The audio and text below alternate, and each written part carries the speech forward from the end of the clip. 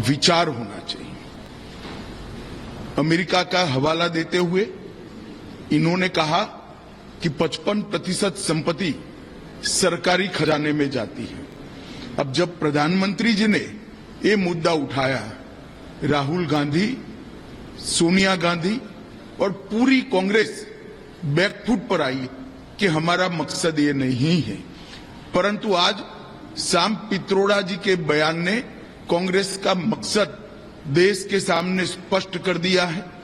वो देश के जनता की निजी संपत्ति का सर्वे कर निजी संपत्ति को सरकारी खजाने में डालकर जो उन्होंने यूपीए के शासन में तय की थी प्रायोरिटी कि देश के संसाधन पर सबसे पहला अधिकार माइनॉरिटी और उसमें भी मुस्लिम लोगों का है, उस प्रकार से इसका बंटवारा करना चाहती है। मैं मानता हूं कांग्रेस पार्टी या तो अपने मैनिफेस्टो से इस बात को विड्रॉ करे या उन्होंने स्वीकार करना चाहिए कि यही उनका मकसद है। और देश की जनता को भी मैं अपील करना चाहता हूं, इनके महत्वपूर्ण नीति निर्धारण करने वाली लोगों की टीम के मुखिया सैम पित्रोड़ा के बयान को देश की जनता गंभीरता से ले। इनके मन में छुपी हुई मनसा क्या है आज बाहर आ गया है। इसका कॉग्निजेंस, इसका संज्ञान देश की जनता ने लेना चाहिए। और कांग्रेस पार्टी अगर ये नहीं करना चाहती तो अपने मैनिफेस्टो से सर्वे की बात को विड्रॉ करना चाहिए, ये घोषित करना चाहिए हमारी प्रायोरिटी माइनॉरिटी नहीं है, हमारी प्रायोरिटी गरीब है, जो हमारे देश के प्रधानमंत्री नरेंद्र मोदी जी ने कहा है। देश के संसाधन पर सबसे पहला अधिकार देश के गरीब का, दलित का, आदिवासी का और पिछड़े का है। मैं मानता हूं देश की जनता ने आवाज मुखर करनी चाहिए और डिमांड भी करनी चाहिए। धन्यवाद। अमित शाह को आप सुन रहे थे। सैम पित्रोदा के बयान पर अमित शाह ने पलटवार किया है, कहा है कि कांग्रेस पार्टी एक्सपोज हो गई है और जिस तरह से बयान आया है उस पर उन्होंने कहा कि जनता को अब इस बयान को गंभीरता से लेना चाहिए। सैम पित्रोदा ने अमेरिका का हवाला दिया है, यह भी कहा गृहमंत्री ने। और सैम के बयान से जो कांग्रेस का मकसद है, गृहमंत्री कह रहे हैं कि वो मकसद अब एक्सपोज हो गया है, सामने आ गया है। संपत्ति सर्वे को लेकर कांग्रेस बैकफुट पर है। गृहमंत्री ने सैम के बयान को जनता से गंभीरता से लेने को कहा है।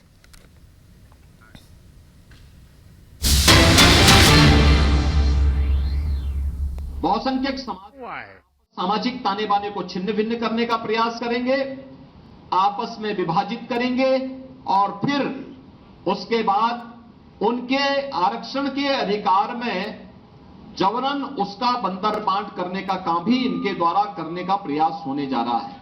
और यह एक खतरनाक इरादा इनके द्वारा अपने इस जो है घोषणा पत्र में इनके द्वारा करने का कुत्सित प्रयास प्रारंभ हुआ है। हम सब इस बात को जानते हैं कि कांग्रेस की मंशा हमेशा सत्ता एन प्रकारेण सत्ता प्राप्त करनी रही है। वे देश की कीमत पे सत्ता चाहते हैं और देश की कीमत पर उन्हें सत्ता चाहिए। इसके लिए महिलाओं पर बर्बर अत्याचार करने वाली तालिबानी प्रवृत्ति को भारत के अंदर लागू करना चाहते हैं। यानी व्यक्तिगत कानून को कांग्रेस सत्ता में आने के बाद लागू करने की बात करती है। यानी 3 तलाकी को प्रथा से भारतीय जनता पार्टी की मोदी जी के नेतृत्व की सरकार ने देश की आधी आबादी को इसको प्रथा से मुक्त किया, उससे स्वतंत्रता दी। कांग्रेस उसका समर्थन करती है। यानी व्यक्तिगत कानून देश के अंदर हम कहते हैं 2 प्रधान 2 विधान 2 निशान नहीं चल सकते। इसके लिए 1953 में डॉक्टर श्यामा प्रसाद मुखर्जी जी ने अपना बलिदान दिया था। लेकिन कांग्रेस देश के अंदर व्यक्तिगत कानून लागू करिए सरिया कानून लागू करना चाहती है, तालिबानी विध्वंस का समर्थन करना चाहती है। और ये जो कांग्रेस की मंशा है या इंडी गठबंधन की मंशा है, यह आधी आबादी का अपमान तो करती ही है, एक खतरनाक स्पष्ट इरादे की ओर भी देश का ध्यान आकर्षित करती है। ये जो दो तीन कुछ ये जो महत्वपूर्ण जो देश के सुरक्षा से जुड़े हुए, देश की संप्रभुता से जुड़े हुए, आधी आबादी की गरिमा से जुड़े हुए महत्वपूर्ण मुद्दे हैं, उनमें कांग्रेस की मंशा स्पष्ट उजागर होती है कि उनका इरादा देश के प्रति अच्छा नहीं है। वे एन केन प्रकारेण अपने उस पुराने डीएनए के अनुसार फिर से कार्य करने का प्रयास कर रहे हैं, जिसके कारण 1947 में देश का विभाजन हुआ था, जिसके कारण देश लगातार आतंकवाद, उग्रवाद और अलगाववाद की चपेट में आया था, जिनके उस डीएनए के कारण देश के अंदर सभी संस्थाएं भ्रष्टाचार के आकंठ में डूबी थी। एक अविश्वास का माहौल देश के अंदर खड़ा हो गया था। कांग्रेस इस देश को फिर से उधर ही ले जाना चाहती है और आज इसीलिए जब लोकसभा चुनाव के हम द्वितीय चरण के लिए मतदान की ओर जाना चाहते हैं, तब मैं प्रदेश और देश के मतदाताओं से अपील करना चाहूंगा कि देश यानी जीवन आपका है, सुरक्षा आपकी है, देश आपका है, वोट भी आपका है। आपका एक वोट आतंकवाद की तरफ भी, आतंकवाद के पुराने दौर को वापस ला सकता है। अगर गलत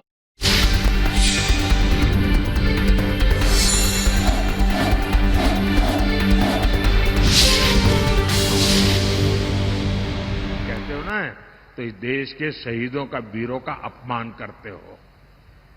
इसी कांग्रेस की सबसे बड़ी नेता आतंकवादियों के मारे जाने पर आंसू बहाती है। ऐसी ही करतूतों के कारण कांग्रेस देश का भरोसा खो चुकी है। भाइयों और बहनों, आज जब मैं सरगुजा आया हूं तो कांग्रेस की मुस्लिम लीगी सोच को देश के सामने रखना चाहता हूं। और जब उनका मैनिफेस्टो आया, उसी दिन मैंने कह दिया था, आज नहीं कह रहा हूं, उसी दिन कहा था कि कांग्रेस का मैनिफेस्टो पर मुस्लिम लीग की छाप है।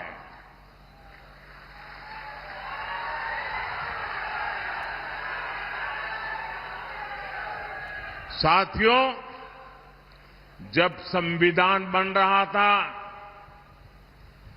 काफी चर्चा विचारणा के बाद देश के सभी बुद्धिमान लोगों के